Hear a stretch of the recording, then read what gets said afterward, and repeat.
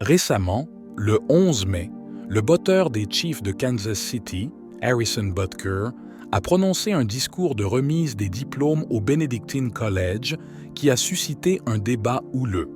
Les principaux médias, la NFL et la culture laïque ont vivement réagi à plusieurs déclarations faites par Butker.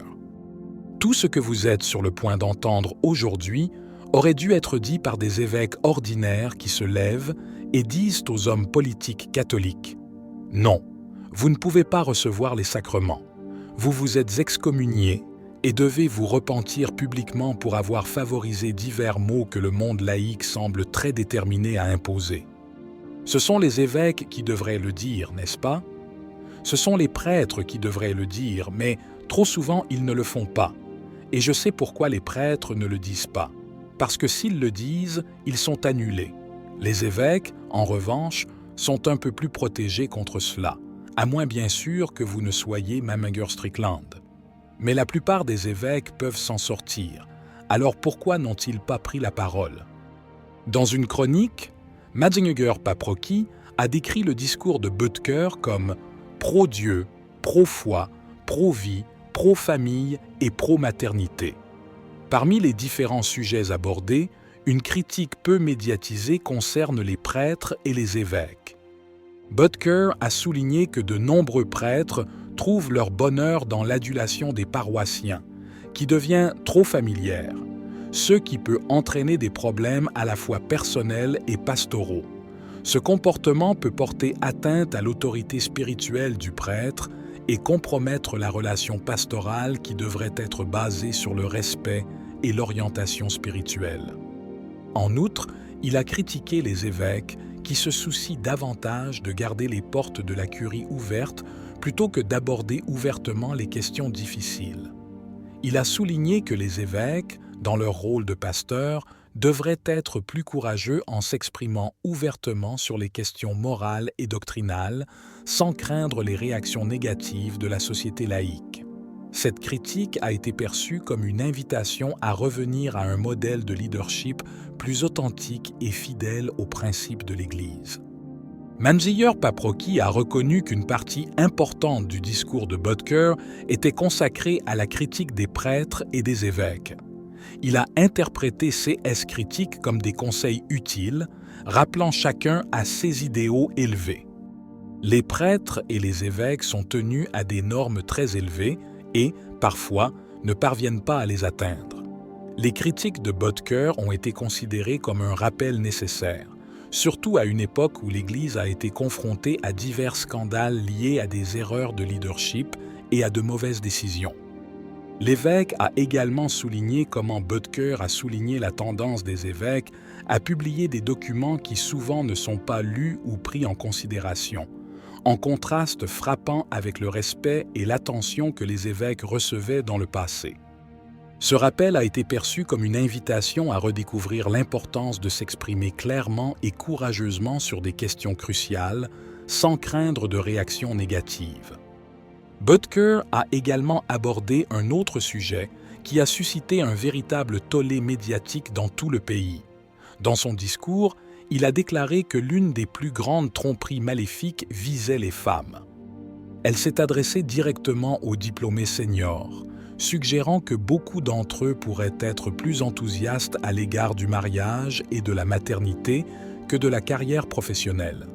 Il a partagé son expérience personnelle, félicitant sa femme d'avoir choisi de devenir femme au foyer, qualifiant ce rôle de l'un des plus importants.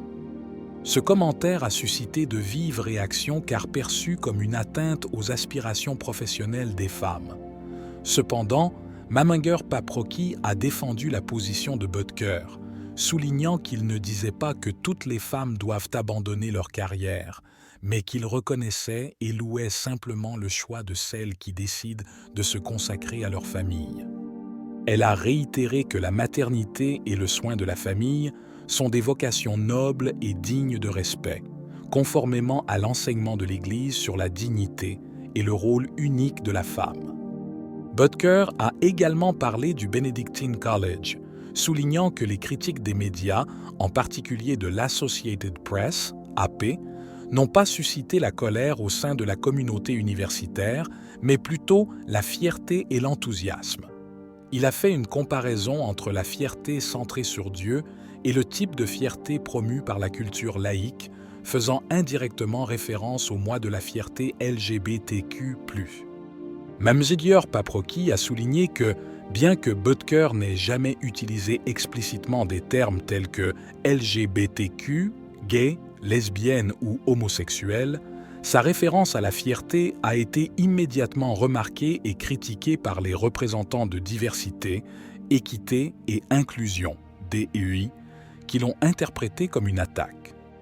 Mamzigir Paprocki a défendu Butker, soulignant que la critique était dirigée non pas contre les personnes, mais contre la célébration du péché, au sens de la doctrine chrétienne. Il a rappelé que, pour les chrétiens, l'orgueil et la luxure ont toujours été considérés comme des péchés capitaux, capables d'éloigner l'âme de la grâce de Dieu.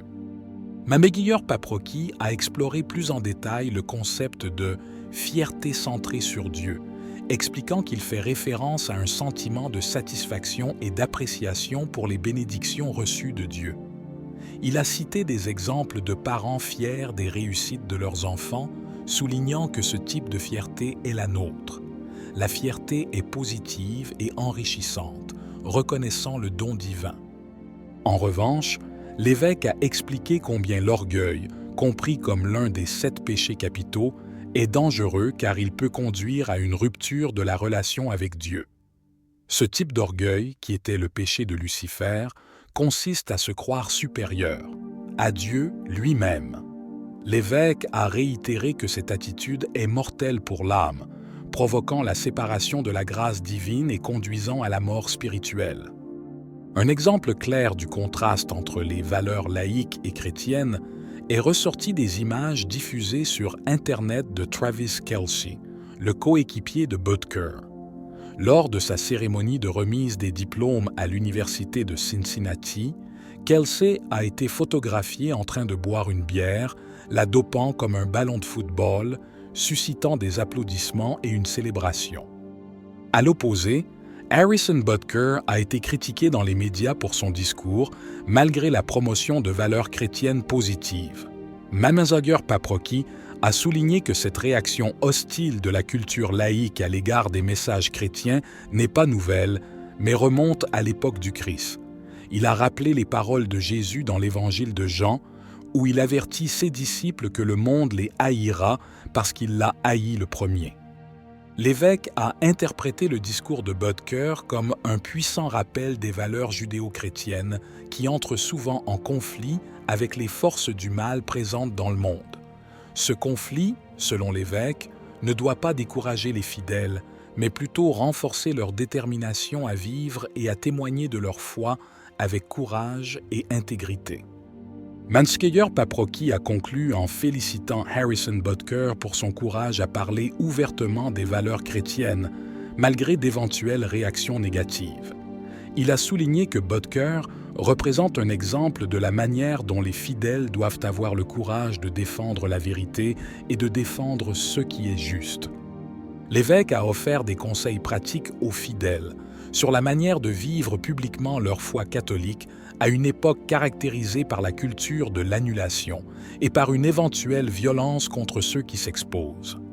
Il a exhorté les catholiques à ne pas être passifs ou réticents dans la défense de leurs valeurs, mais à parler avec respect et détermination.